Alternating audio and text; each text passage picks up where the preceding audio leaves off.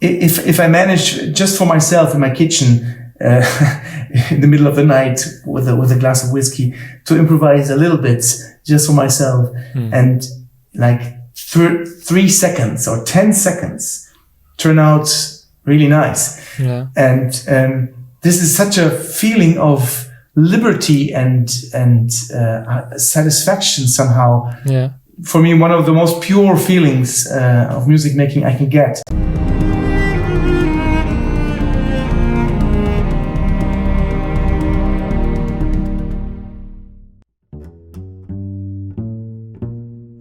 Hello and welcome to the Wondercello Podcast. Thank you for tuning in. I am here today with the extraordinary successful cellist Eckart Runge. He is one of the founding members of the Artemis Quartet, an arranger and an extremely diversified musician, which he proves with the various CD releases through different genres. His most recent recording with the Radio Symphonie Orchestra Berlin is of the cello concertos from Kapustin and Schnittke, and it's a great pleasure to be here with you. So thank you very much. Thank you for having me, Wassily. Thank you for having me, Wassily. No, you're welcome. So the recording actually from Kapustin, the cello concerto, it's the first recording ever made, right? Yeah, that's right. It's a miracle that this piece had not been recorded yet. The second cello concerto, I think it's Opus 103, has been recorded a couple of times already.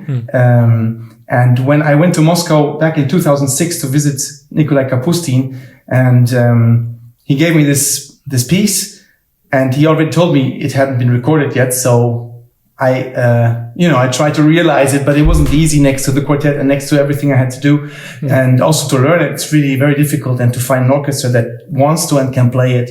So it took really a long time, and it was a really heartfelt project, and all the more a miracle that it hadn't been done until 2020. So what again, 2006 you have been there? Yeah. 2006, yeah, that's really unbelievable, because Kapustin is well-known composer in the. And at that time he wasn't that well known. It changed a lot, and I would say the last 5 to 6 years it changed significantly. But when we got the music, it wasn't even printed. It was handwritten. All the pieces we recorded, the sonata and the 3 pieces, we have them in handwritten versions, and we played them before they were published. So it's great that he got the Schott Verlag, publishing by Schott.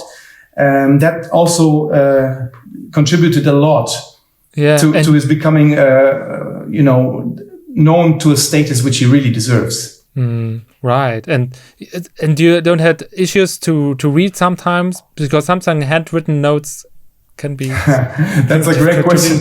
You won't believe it. I mean, if you see Kapustin's handwriting, it looks like printed. Wow, he's so accurate. Wow. Oops, I'm sorry. I lost you. I lost you. You didn't fall out of my mind. You fell out of my ear. Yeah. So, if you see Kapustin's handwriting, it's like a print. So he's very, very precise, and he draws the necks of the notes with the liner. And at first I thought it was printed, but then a forte looked a little bit different than another forte.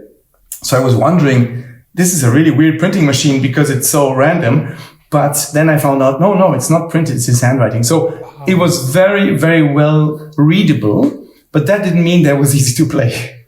Wow. Then it's actually maybe a shame actually that they they have now a printed version, that if it's such in a clear written, he wrote it such a clearness way that it would be beautiful to also have.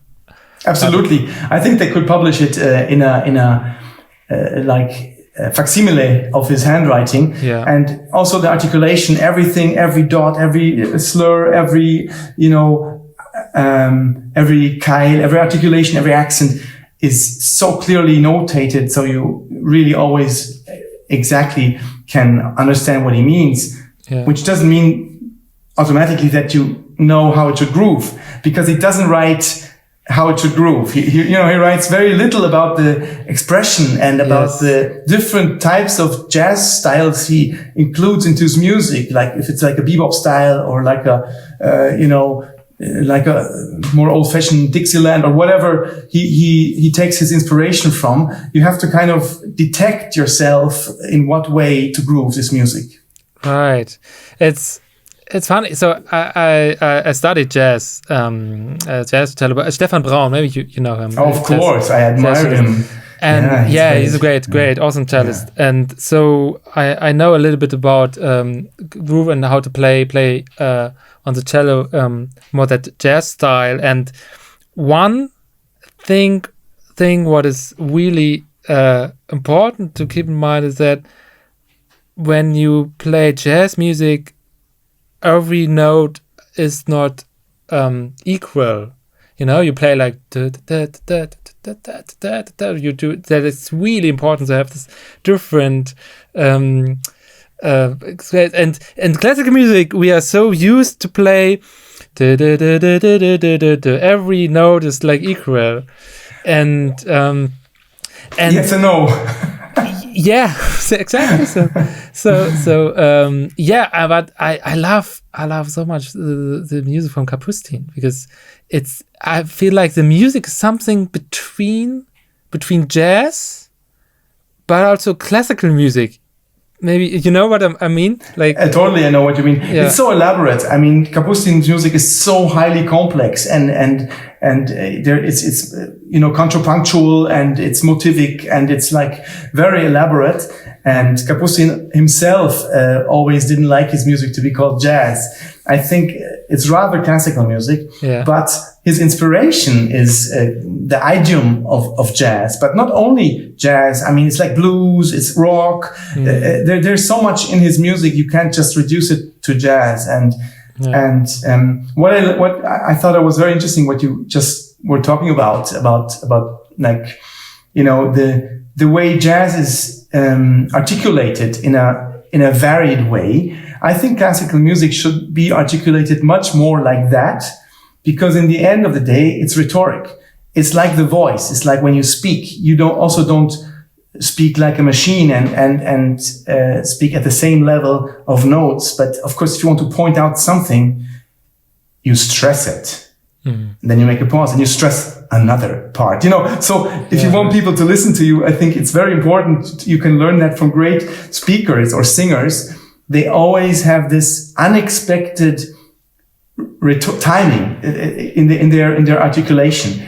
And this is something even like with Mozart. If you would take Mozart, known as a very classical composer, but I think his music is so operatic, is so spoken, so much thought from the word and from the diction, and it also transports into his string quartets. And so I think for me it's so great to learn from jazz musicians. Yes. For me it was also.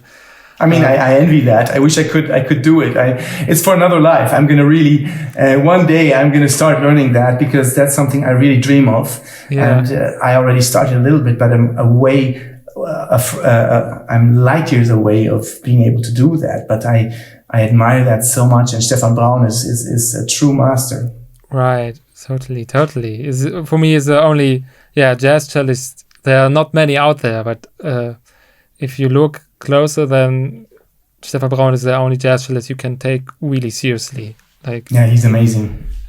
Also his timing, an unbelievable feeling for timing, for rhythm. That's what it's about. I mean, that's what it's about. It's so funny, because also in classical music, I think that's so essential. You can play totally out of tune, but if you have a good timing, the audience will understand what you want to say. You can play perfectly in tune, but with the bad timing, no one will get the message. They won't even understand what you're saying. So in the priority of practicing, I think timing is way up high, and intonation might come at position 17 or so. Yes. Intonation. I'm Intonation is overrated. I knew it. I'm exaggerating a little bit, but I think it really is overrated, and timing is underrated. Yeah, I totally agree. Yes. So, I'm just curious. So, it's of course you now the founders of the Artemis Quartet. They are not anymore there. So it's now a completely new quartet, and maybe you can share some stories, like all that time traveling around. Maybe I don't know how many concerts you have, maybe 100 or even 200 per year. What's that like? No, I mean, we didn't do 200 concerts a year. We weren't that crazy. I mean, I know there are quartets that did that or do that, but we always try to keep it within reason. That was very important to us from the very beginning. I think in our most busy times, we were around 100 concerts per year, which already is really a lot. And that was before the time, for example, that I had a family, because I don't think it's really possible to do that with a family. But in any case, it was great. It was very intense. If you're 26, 27, you don't care about that. I loved it. My apartment was more a storage room than an apartment, but it was very intense. I think being on tour with a quartet is on the one hand great, because you always have company. You have your buddies with you, and that's nice. You can go out after concerts for a drink if you want to or not. We were always pretty free and liberal with our social obligations, and we were pretty democratic. To say also privately, we cared a lot. We cared a lot about the individual value of each member, artistically in the score, but also, in a personal way. So if someone didn't want to come along, it was always totally fine without even justifying this. And on the other hand, it's also very strenuous, very intense, because it's like you're always traveling with the same people, and it's you know each other so well. And of course, if you have arguments and you take these arguments on tour, it's always emotionally very intense, to say the least. But somehow we managed. I mean, we had also different lineups throughout the years, and they all had a different chemistry, and the chemistry also was different when you're touring. And of course, we were also in different age lines. When we were very young, we started touring more in Germany with this KJK program. So we basically knew every train station in Germany, and were touring the German province, but it was a great time. And then it started to become a little more international, and that also changes the way you're on the road. Everyone has their own preference. One will want to come early to an hotel to sleep, to rest before the concert, and the other one wants to travel late and come right before the rehearsal.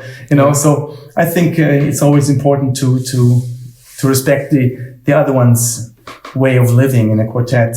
It's like in a partnership, basically. Yeah, it's really like the partnership, right? Yeah, I think the most concert ones I had maybe were 40 in a year, so I can only imagine. I cannot imagine how it is like to have 100. That's really intense. And any stories you still remember, like where you nearly came too late to this concert or something? Oh my God, there's so many. Yeah, sure. I mean, I remember one, for example, we played in the United States. We always had our annual America tour, which of all times was usually in February. I don't recommend that as a good time to play in the States, because there are usually blizzards and the weather is really tough, and the presenters want you to... I have a little problem with my earbuds. No. So the presenters want you to be there early, ending up that you always have to take a flight at 7 o'clock in the morning, which means you have to get up at 5. So that's really pretty strenuous. But other than that, we played I remember we played a concert in New York, and the next concert was in a place called Schenectady, which is upstate New York, and we had to take a train. But there was a blizzard in the night, and when I woke up the next morning, I couldn't believe what I was seeing. New York was like covered by 2 meters of snow. Oh. There was no way we could get to that train station, and they were starting already to clean the streets and everything. Yeah. But the trains also weren't really going, so we managed to come to Penn Station, and of course, there was no way to get to that concert, which was a Sunday afternoon concert at 3 or so. Mm. So we came an hour too late, but the audience waited. It was really so sweet. Yeah. They were still there. So we walked in this beautiful church with our suitcases, our instruments, and walked through the full audience, brought our stuff down, and went right on stage from the train. Mm-hmm. So, these are things that can happen when you're on tour all the time. And I could tell you 100 more stories. One I really love is the one with the taxi driver in Naples. If you have the time, I'm happy to tell we have all the time. Okay. Well, at that time, it was back in the early 2000s, I had a little pocket computer called Psion. It's a brand that doesn't exist anymore, and it was very advanced. It was like a tiny laptop, mm-hmm. And it was great. It already had Bluetooth, so you had internet connection and all that stuff. So basically, I had all my information in that thing, and I had it in my little handbag with others. I think even my scores, and oh my god!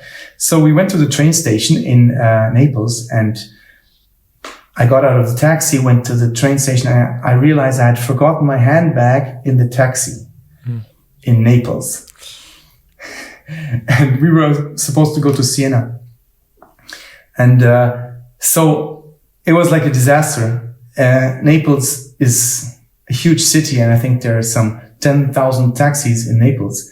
Yeah. And I had no number of the taxi driver. I had nothing. So I went out to the taxi stand, and I talked to the taxi drivers there, and they told me, "Oh, no problema, don't worry, we'll take care of it. When did you go where?" So they saw me that I'm a musician, and they wanted to help me. It's so cute. Like the South Italians, they just love music, and my cello was like such a key for them to be nice to me, Yeah. And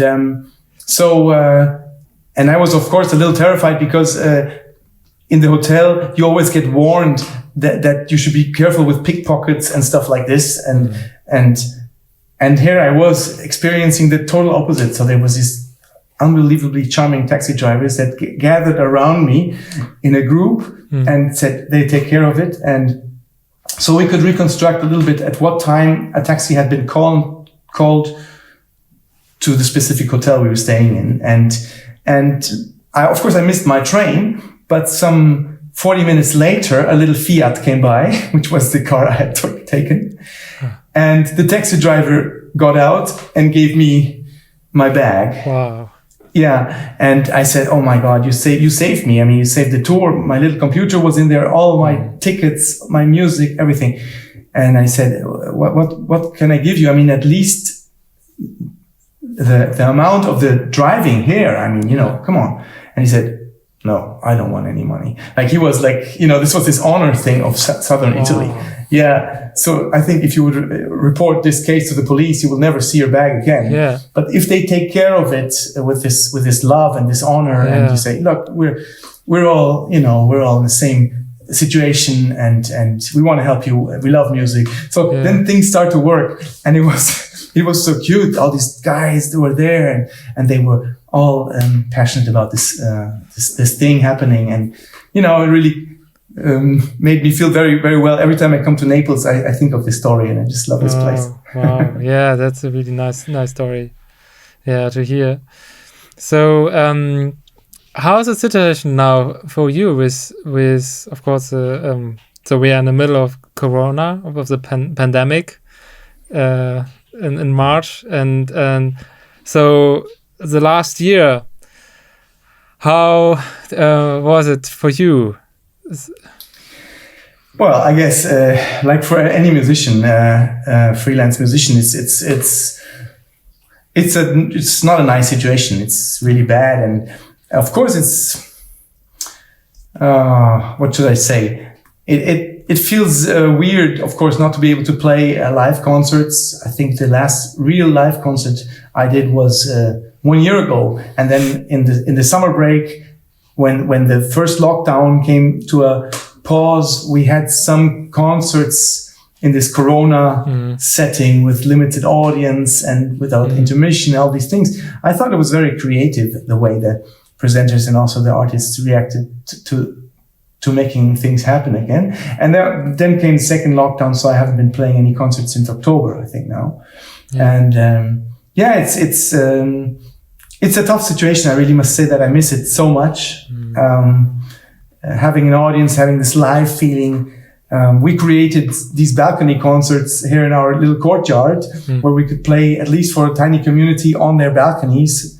First, we even played, I mean, when I say we, I mean Jacques, Amon and me, my piano partner, because he lives in my same complex, in the same court. So we could play from 2 different balconies. So he's moving his piano, grand piano out? Yeah, we did it together. Yeah. Wow.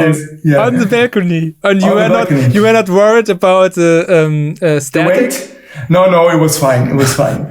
And in the first lockdown, we even played from 2 different balconies, and we couldn't see each other, but it worked, and it was great. So we really experienced how much the people were grateful for this live, live moment. Experiencing together as a community of listeners in the same moment something is played. That creates something so different than any kind of a stream, any kind of digital format. Right. So that was our answer to this dilemma. And I think it's so beautiful to see how many people create their own reaction to what's going on. Now I started a initiative on an online platform called Patreon, which is really nice because you can interact with an audience. You can, it's not just a one-way road like a stream where you just play into a camera and you have no idea who's listening. And I like it to be interactive. So it's a little backstage feeling on this platform, which I really like. And I think the creativity is there. People are great and very stoic. I admire so many musicians, how they cope with it. And I think many more are in a really worse situation than me. Because, if you're younger, you start a career and you're just about to start your concerts, and then everything breaks away. And also the infrastructure that you need breaks away. Right. And the whole social aspect. When I was a student, I mean, oh dear, the best thing about my studies was getting together with people and meeting up and being free and being able to go wherever I want. And, I think this is far worse. Also, when you lose a year of studying, I can see it with my students now. I was fortunate to be able to teach in presence the last semester, but not the summer semester of the first lockdown. And so I could really see the difference between these 2 ways of one semester being online only and the other semester being, let's say, a little bit online, but mostly in presence. And I can feel how important it is for the students to really, have this present coaching. And it's so different. I mean, it also works on Zoom. It does work, but it's very limited. And as a student, I can really feel with them. I know it must be really hard not to have this whole social aspect, which is so important as a student. I mean, I enjoyed it so much. And if I think back to my studies, this was the best part of it. Yeah. And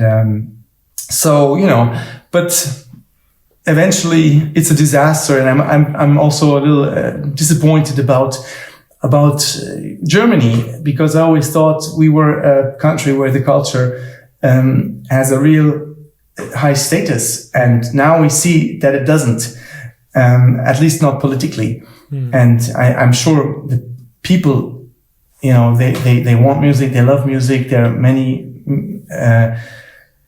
music lovers and audiences here, but I really did think that the government would place culture on some kind of a level of attention, which they absolutely didn't do.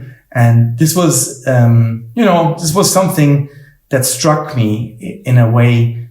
I wasn't expecting that to happen. Yeah. I could feel a lot of solidarity among people, especially in the first lockdown. That was also, in a way, it was nice. Everyone was supporting each other. And,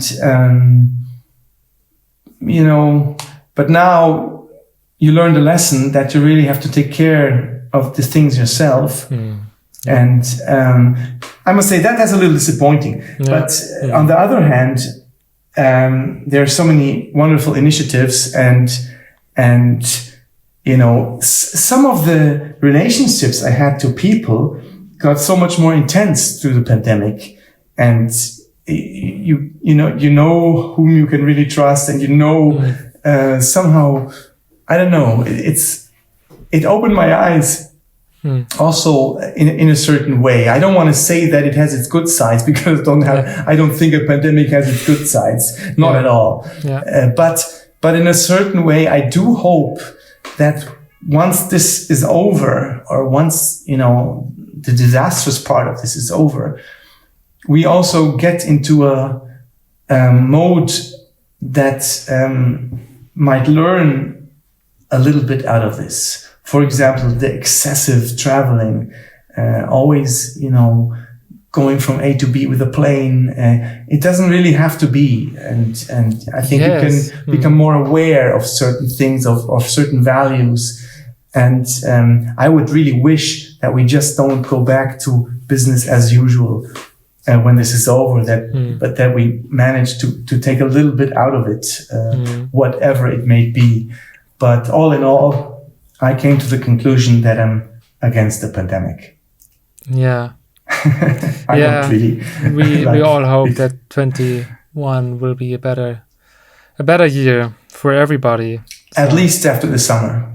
Yeah, would be awesome. Awesome. Yes, really. So what I love so much about you is you're a cellist who really likes to experiment, to really do something new, not recording again and again something what is already out there. And so for example, I love your CDs where you have included jazz, tango styles, and also the film music. You arrange a lot of music, and I'm just waiting for it. Do you think maybe also to compose some music? Oh my God, I would love to. Maybe it will come. But so far I haven't really had the courage to do it. And I have really a lot of respect for that. That's something totally different than arranging. Because it's like creating something from nothing. And arranging is just casting another light on something that already exists, to create a new perspective of something that already exists. That was something I really love about arranging. That is my total passion. But composing, the little attempts I did, I wasn't at all happy with. Okay. So I decided to not really do that. And I think it's something you really have to put your whole soul into. At least I would probably. There are some geniuses that can do it next to being an instrumentalist, but I don't consider myself that, and I don't think I could. Yeah. Yes, funny that you said how you talked about arranging.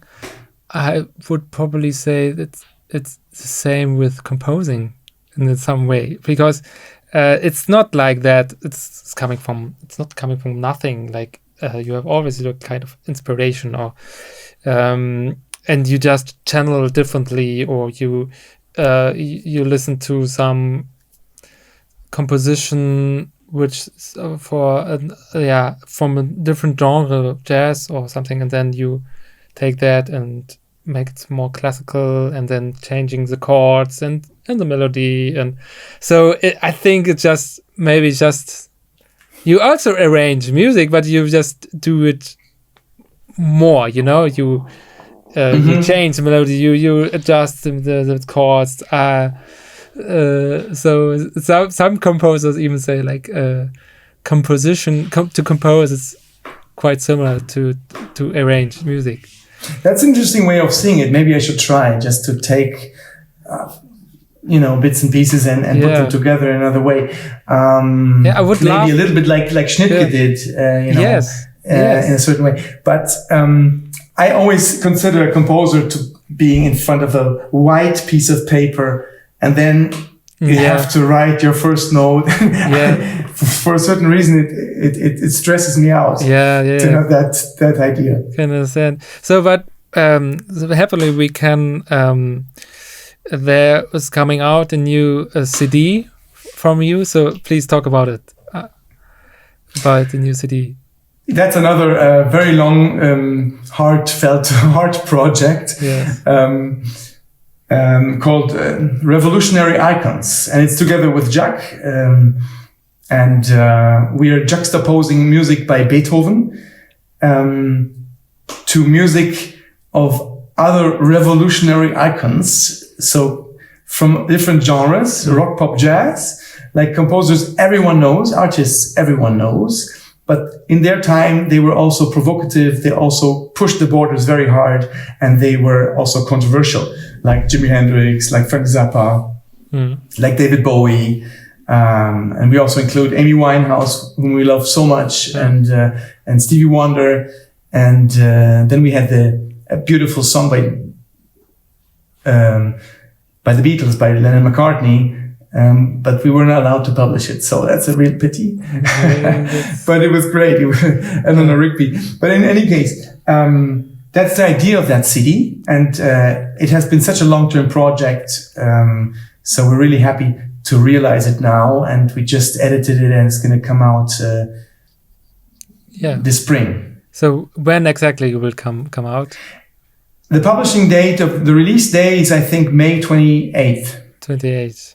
Okay, yes. So we will see when we release this podcast, but I think in the couple of weeks or days you can look out where you will get the CD, which it's released under the label Berlin Classics, Berlin Classic, and it's preceded by, I think, 3 single releases starting on, let me think, April 8th. I think it's the first release, or April 9th.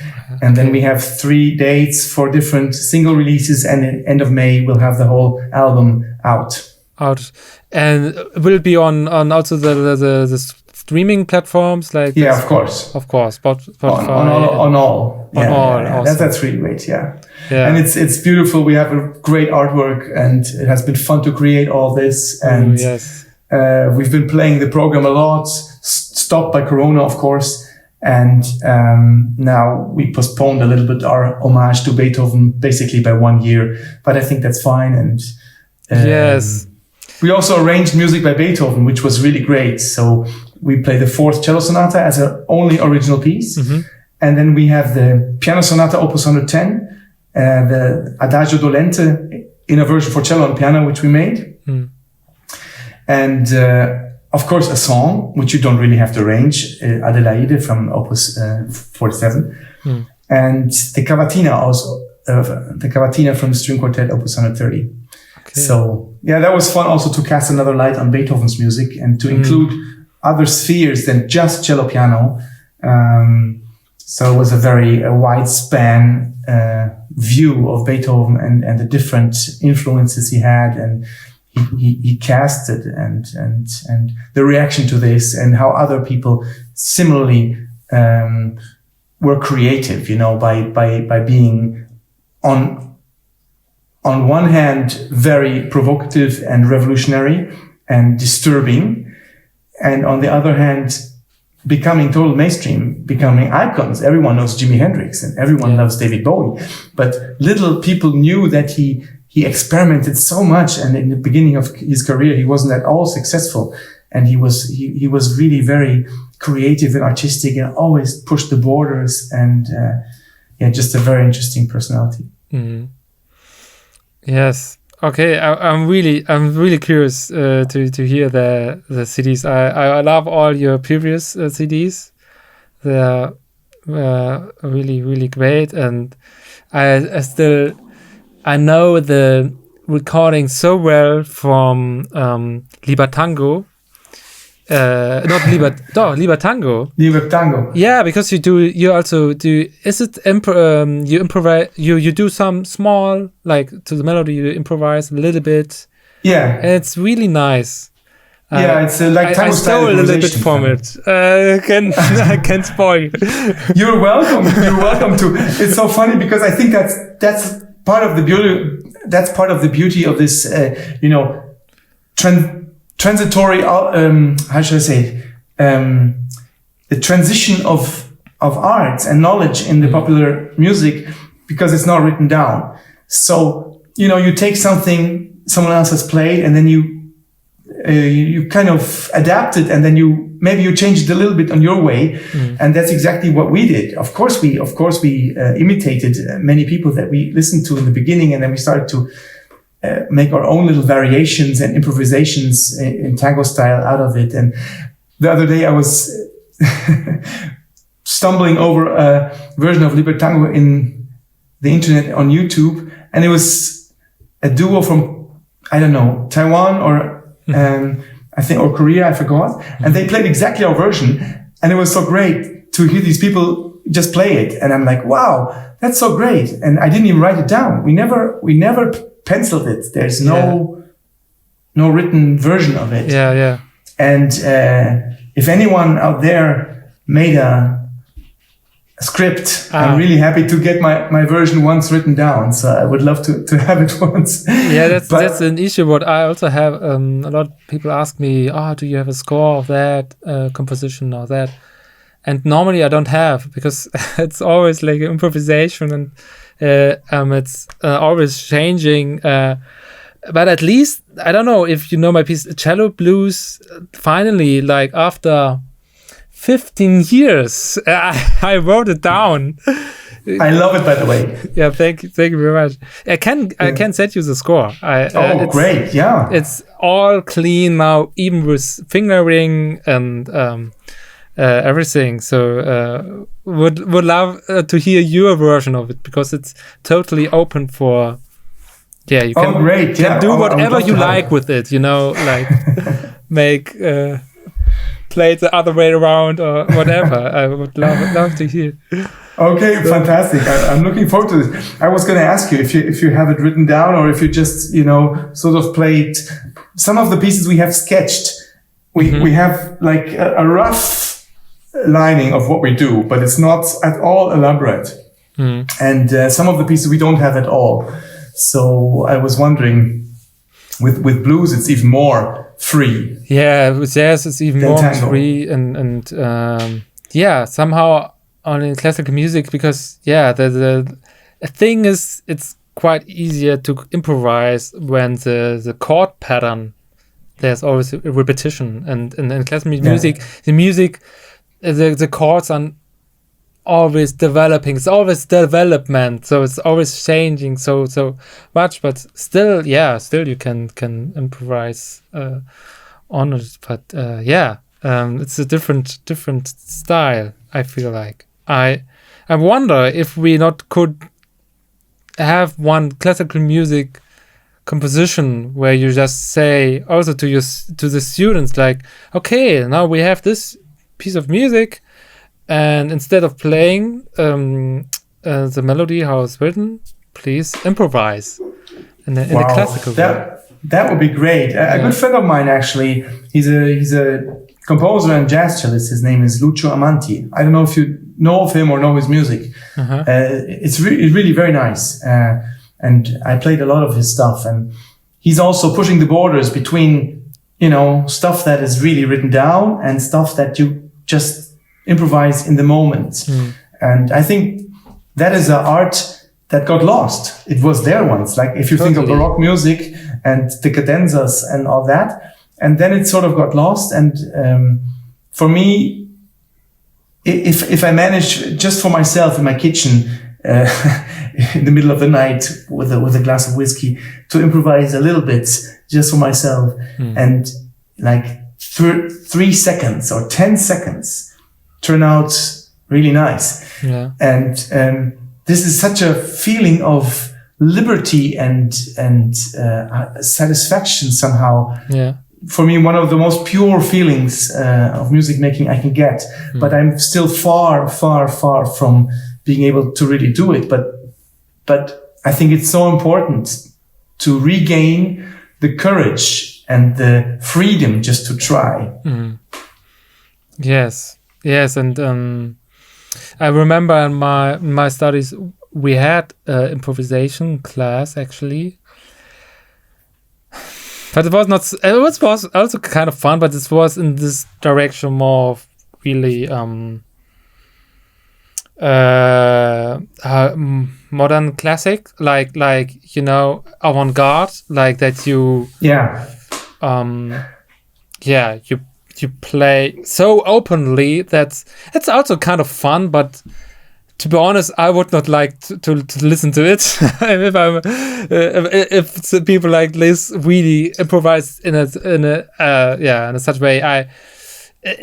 For me, so it's just my personal opinion, but I feel like always this kind of music is limited to express feelings like love or joy. That's the issue what I see with this kind of music. I agree totally, and I think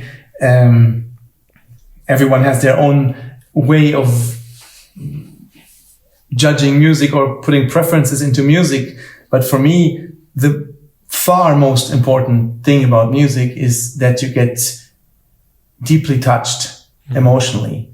Like, I want to go into a movie theater and see a film which is great, but it shouldn't just entertain me. It of course it should also entertain me. Yeah. But I want to go out and have it in my mind, in my heart for another week. And, I want to go through all the feelings of being sad, of being happy, of being curious.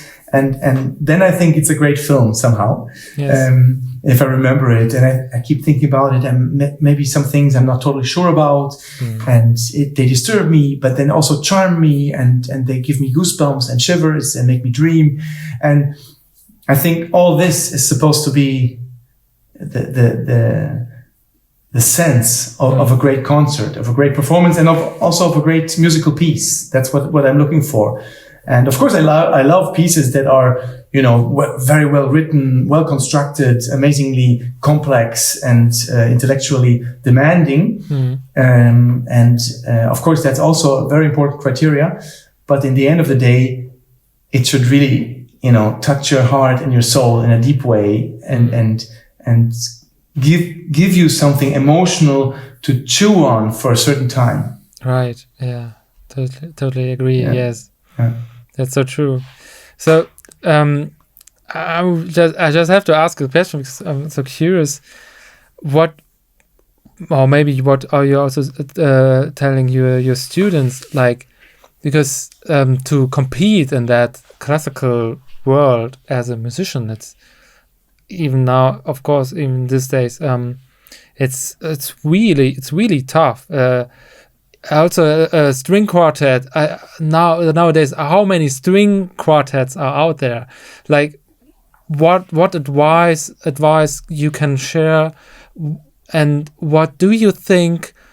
What made you so successful as a quartet player, also cellist? What do you think? What did you do different, maybe, or what is your secret to success? Oh my God, that's a very I won't tell you. No, if I knew, that's a very, very difficult question, and it has many parts. Your question. I'll try to go to the first part of the question, considering competitions and my students. It's interesting because I just am or was on the jury of an online competition. and which is fun, and it's very interesting to see all these chamber groups. It's a chamber music competition with even winds and string trios, piano trio and string quartet and saxophone quartet and everything. And it's not easy to judge all this. And I had like 30 groups and I had to make a choice, and it's really hard. So of course I wrote everything down and I tried to make a very objective system and be fair and, listen to everything twice and then see if I wasn't too hard in the beginning of the judgment and getting more, forgiving through the end of the competition or vice versa. So, I was really very focused. And then in the end of the day, I realized that I remember the groups that told me a story that really had something to say. And not what they wanted to say, but what they think the composer wanted to say, of course. Mm. But it's like speaking. It's like, telling a story and making you listen. And as I said in the beginning, it's so interesting. People think about intonation, but you don't really get what they want to say. Mm. And other people, tell you a great story, but they play slightly out of tune. It's the timing is more important than intonation in this case, and the groove also. You can communicate a musical message if you have the right groove. Yeah. It's going to be clear. If you want to get enthusiastic, of course you're going to talk fast and you're going to heat up. If you stay in time, and no one's going to believe you that you're getting enthusiastic. So this is like a rhetoric timing thing that you need to imply. But if you heat up and play a little bit out of tune, people will still understand what you want to say. Mm. So this is just an excursion to say that I think it's so important to have a clear idea of what you want to communicate while you're playing, and of putting it into action, communicating what you want to communicate while you're playing, and don't care about technical things. Of course, they have to be there, sort of. It's required, but it's not a goal. Mm. And so, what strikes me often is that it's very easy, or no, it's not very easy, but it's way easier to play passionate and dramatic, right. Or fast and virtuoso, right. and to nail down a Shostakovich drama piece, is not so difficult. But to play a very beautiful, sunny Haydn tune is really difficult. Yes. And, the love and the sunshine, to bring that out is often underrated. Mm. And I see great groups that play wonderful interpretations, but they're often focused on the drama and on the serious face and it has the disadvantage that you get used to the drama, and the drama becomes a little bit inflationary. Mm. And when you really need it in the end of the piece, the culmination, it doesn't have the same effect because you never showed the love and the sun. Or not enough, maybe not never, but you didn't put enough focus on also letting the public breathe, also letting the public smile, and giving it this. So it's interesting that most of the musicians don't have a problem in being dramatic, but if it's loving and sunny, it seems harder to transport. So that's an issue that's quite important to me. Also listening to people in the competition, that's just what I realized. So I remember the groups that gave me moments of poetry, moments of dream, moments of blue sky. And I was like, wow, oh, it's so beautiful. And then of course it can become dramatic again and smashing chords. I love it too, but there needs to be this contrast, and I think that's something that people can easily focus on, but for some reason, maybe also because they care about technical perfection, because they're concentrated, because they want to play together, and all these high demands in high standard chamber music come, that you rather focus on being serious and concentrated because you're playing a very important classical piece, instead of just letting it breathe and pretending, it was an improvisation of a moment. Yeah. I think as a musician, because we have to practice so much, and we always have the problems to solve, especially of course if you're still in the beginning, if you're a student, sometimes you're forgetting that actually the music you're playing is for an audience. That's a very, very good point. And especially in chamber music, it's so important because you have to know who should be in focus and who should not be in focus, and what function you're playing in. Are you just playing harmonies? Then you can play really in the background. Are you important for the groove? Are you the drum set, so to speak? Then you really have to also support and give impulses. And if you lean back, oh my God, you're gonna harm the whole result. Right. And it's not only the melody guy that needs to be in focus. So and the thing is that you can hear all of this on your chair very well, but you don't hear anything of this in the hall. And if you play a solo sonata, that doesn't matter because there's no one bothering you. You're just alone. You can play a little soft or loud, but everyone basically will hear you. But if you play within an ensemble with other voices kind of interfering with what you're doing, then you have to really know if you need to put something into focus or take it out of the focus. And this is something I think is very important. The awareness of what gets across the hall, like a painter. Yes. Of a church, painting a huge fresco under the cupola, and he's going to lie probably flat on his back on a board, an arm length away of what he's drawing, and he's going to draw an eye that's about that size. Yeah. And he's going to see it from very close, and it's not at all going to look like an eye from where he's drawing it, but he knows that like 20 meters below him, it has to look like an eye. And this is something similar to performing in a hall, especially performing chamber music, even more especially performing string quartet, because the strings eat each other's sound up all the time, much more than a wind quintet. But so you have to kind of transform your ear into the audience and play differently from what you hear on your chair.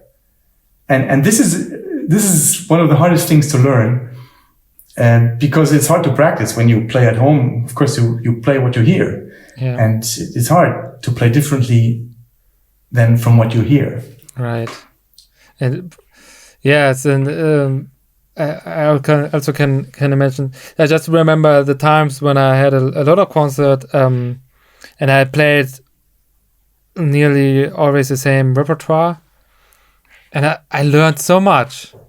I learned the most actually in that times where I repeatedly played the same in different halls, and then I really realized exactly what you already said, that on stage you have, like an actor, you have everything have to be bigger. Even the pianos have to be more pianos, more piano, and the further have to be more further. So it's really it's all about rhetorics, and if you're sitting in a kitchen table talking to someone like maybe we two here, of course we don't have to articulate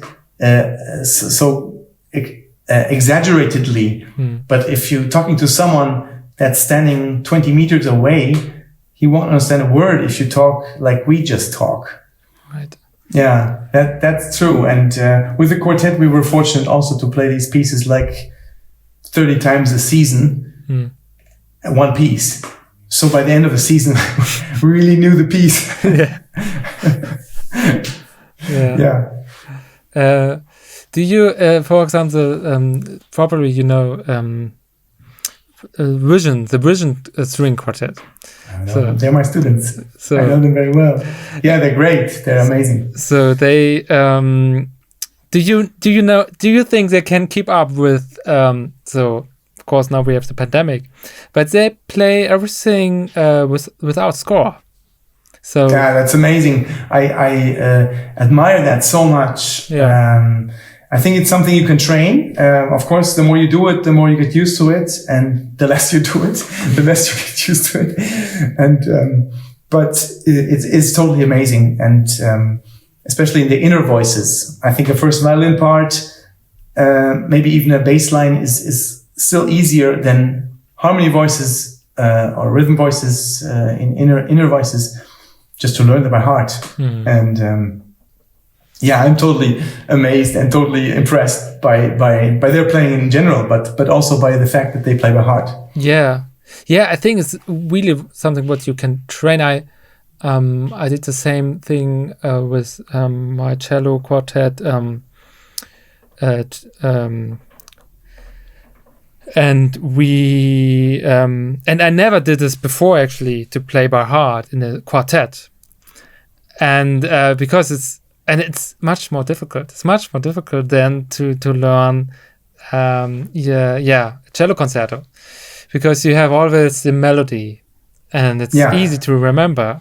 But in a quartet, you have the bass line sometimes, or you are in the middle voice, and that's really difficult to remember. It's not easy, but I think that's something really great, a really great tool to have just a better connection to the audience, because you don't have the score in front of you, and sometimes it can help or not if you're too stressed out because of remembering what you actually have to play. Absolutely. I also experienced the other way around. I heard a quartet that played by heart, and I was very curious to see how that works. And I was totally stressed the whole concert for them, because they were playing like in a memorizing way. Everyone was very focused on their voice, and it sort of reduced the communication, then opening it up, and everyone, was crawling into their memory instead of being on air and radiating something to the audience. And that was the opposite effect. But the visions are not that way. Absolutely not. No, I know them also. It's great. I also love the last YouTube videos they published, and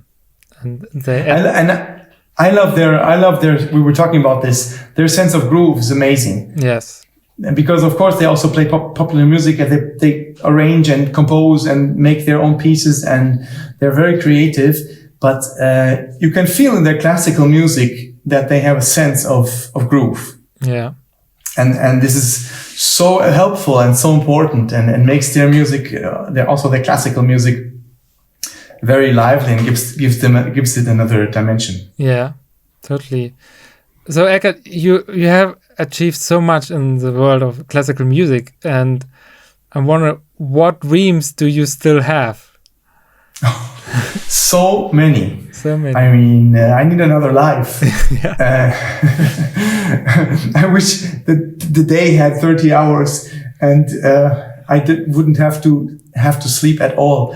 But there are so many dreams. One of them I already said. I would love to learn jazz. I would love to learn how to improvise, not just a bit, but really. But this is something that demands so much time. And then, to be honest, I played many string quartets. Yeah. Probably most of them, but there's so much great chamber music which I never played. I mean, I taught it and I know it by hearing, but physically playing it on a stage, I didn't do, because in my active days as a quartet musician, I refused to play chamber music festivals when I was invited, or I said, no, I don't want to do it, because in my free time, I didn't want to basically do the same thing like in a season, play chamber music again. Of course. I wanted to, spend it either with my family or invest into my arrangements with Jacques and this part of my life. Mm. So I basically always refused to accept invitations to chamber music festivals, which resulted in the fact that many piano trios or piano quartets or, big pieces I haven't physically really performed. And now I'm starting to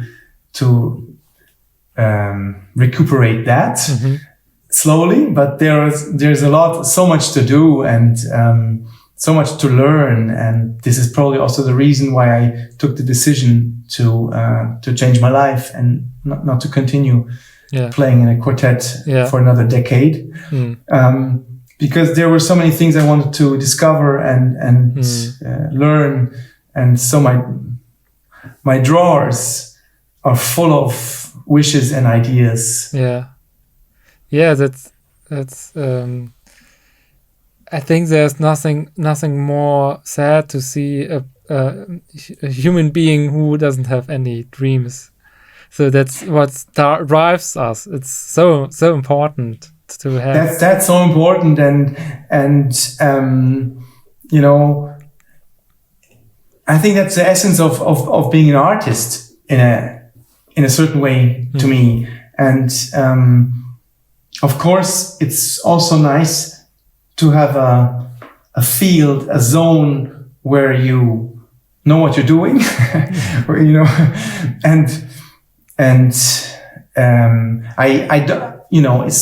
I love playing string quartet, and it never became boring to me to play string quartets. It didn't also become boring, not even to play a piece I know so well, like let's say 59 number 1 or basically every Beethoven quartet or Death in the Main or, the big pieces. And I'm sure I've played them like 100 times on stage, or maybe some even more. And every time it's great again. So it's not that I'm sick of it or fed up with it, but just preparing it all the time, so time consuming that you have basically only a tiny fraction to do other things. And that's why it was important for me to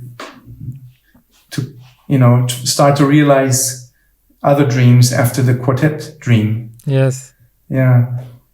But you also could imagine to because I feel like you're more kind of the person who really love playing with other musicians together, and but you could also imagine yourself touring around as a solo cellist most of the time, playing a concert all the time with orchestra as a soloist.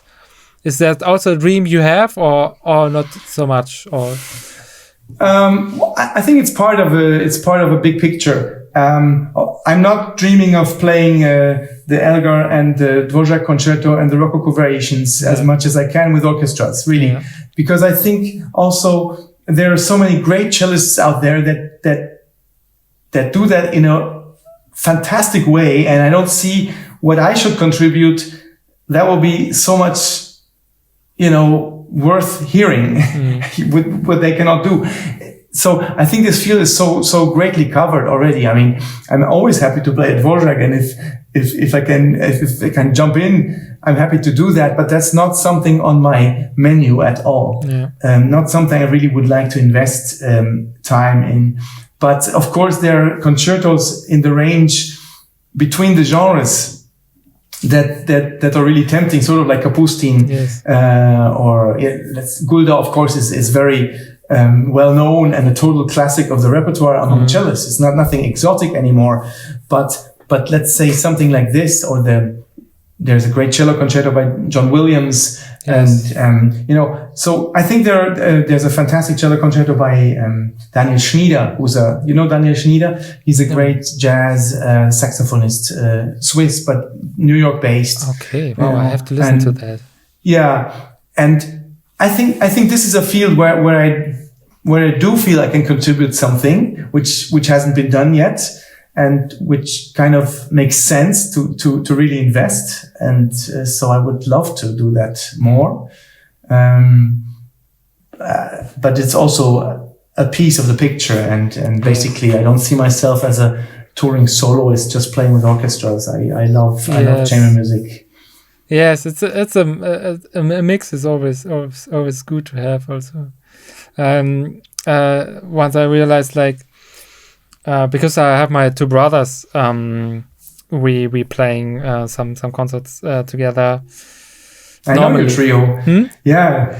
I know your trio. It's a brother family. Actually, our tour program also called Family Clash. So I know that video. It's really cool. Yes. So I can tell you it's another challenge to tour with your brothers. But most of the time, actually, everybody. We are not try to kill each other. So, but yes. So I forgot what I wanted to say. When we are touring, or then sometimes I'm missing times, or to be more alone by myself. So it's what for me personally, I also love to have this mix of different genres to different it doesn't have to be all jazz, but just the variety of different music to discover, and maybe to be the first one or at least the second to discover something new. That's, I think, so great sometimes. I think if you play with orchestra, which I didn't do so many times in the last years, just occasionally. Before the quartet started, I did it more often in the beginning of my studies. But I always had the feeling, also now with the Kapusty and Schnittke recording, that it's also chamber music. It's also playing with other music. It's also playing with other musicians and communicating with musicians and a conductor. And so I wouldn't feel lonely if I would tour with an orchestra. I think it would be fun also in a certain way. And I love the different aspects of psychological, social surroundings. Like, if you're on a festival, you see the same people every day and you have a very intense time, like for a week or two. And there's this kind of atmosphere and something very, like a community that grows and it becomes very intense. Yeah. And if you play with people you don't know and just come there for a couple of rehearsals and play a concert, there's a more superficial, of course, exchange of ideas. You don't have the time to really get so much into detail with every member, but some of the faces are really nice to you. They smile to you, and you have a little chat on the hallway, and it's another chemistry of contact, which I also really like. And there are always so many people in orchestras which I maybe know from before, from my studies, which I meet again, or your paths crossed somewhere else, and you get to meet each other again. And I've been experimenting with the idea of creating a complete solo program. Where I'm totally alone, because musically it scares me a little bit, because it's like so difficult to just be completely alone on stage and have everything you do in your own hand. But I also find it very challenging and exciting to experience this solitude of socialness as a musician. No one to exchange ideas with, no one that can inspire you, just totally by yourself. Because like in private life, I can enjoy that a lot, being alone.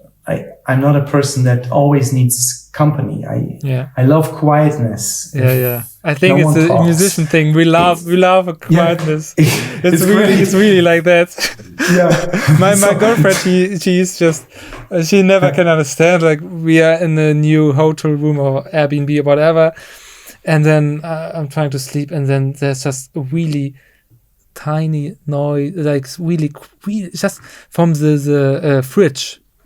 Yeah. Oh, I hate fridge noises. I have to turn it off. You take the plug out. Yeah. Exactly. I don't. For me, even if the food will be the next day, maybe. No, of course not then. But I will adjust the setting like to 1 instead of 6 or 7. I don't know, whatever. No, I take the plug out. You take the plug out. Yes. Yeah, I take the plug out because it always goes on and off, and you never know when it goes on and when it goes off. Exactly. It's a nightmare. Yeah. I put a towel underneath. Yeah. In case. In case, and to remind me to put the plug back in. That's the tricks. I can understand that so well. Yeah, there have to be other stuff, because you have been in so many hotel rooms, and so I can remember some routines you have, right? Yeah. Oh my God, they always laughed at me. My quartet always laughed at me because 5 minutes later I would be down in the reception changing the hotel room, because it's not that difficult. The only thing I want in a hotel room is to sleep. Yeah. I don't need a mini bar. I wouldn't even need a TV. Yeah. I don't need a nice view, and I just need a functioning room which is quiet when I want to sleep. That's all. Mm. But somehow that seems difficult. They have these fancy hotels, and then they have an ice machine on the corridor, and then a fancy elevator with a ping right next to your room, and whatever there can be. The air condition. Yeah, air conditions. There are so many hotels with no quiet air conditions. It's a classic. You cannot control them because it's for the whole system there. Exactly, it's a total classic, and So I have developed certain techniques to make hotel rooms quiet and dark. I like also windows that curtains that close. Ah, yes. Have you experienced the fact that hotel room curtains are always too short? When you close them in the middle, they have a gap on the side. I don't know why. That's true. They save money making them a little too short. Yes. Anyway, it's so funny. And so I used to develop huge techniques to get these hotel rooms dark. And it was very funny. But I think my peak of capriciousness is going back down. I'm getting a little more normal and can also sleep if it's a little loud or if it's a little light. But when I was on tour, I also used to be annoyed about that. Mm. Yeah, I also like to change sometimes the hotel room. It just has to be quiet. Yeah. Actually, I like chains where you know what you get, like these hotel chains. Some hotels, they have this advertisement. We have individually custom rooms. Every room is different. Come visit us. I'm like, oh no, I don't want that. I want to know in what kind of a room I'm going, and so I just have my quietness when I shut the door. Just peace. Yeah, exactly. It's funny, but it's not tourism. Of course, it can be fun if you're a tourist. If you have another perspective, then it's something different. Yeah, it is. So Eckart, once again, thank you so much. Was really a great talk, and maybe you have anything else you want we missed to talk about, or any questions you would like to talk about? If not, let me think. No, I think we covered so many fun things, and of course we could go on for hours. Yeah, we could, and I would love maybe in 6 months or in 1 year, who knows, we would love to repeat that with you, because there. Okay, and by that time we might be able to sit in the same room. Yes, exactly. Who knows? And then we'll have a drink to that. Yes, that would be so nice to have. So great. Well, it was also a great pleasure for me to talk with you. I think our 1 or 2 hours passed like so fast. Yeah, exactly. And that's the way how it have to be. And I learned so much from your talks, and thank you for that.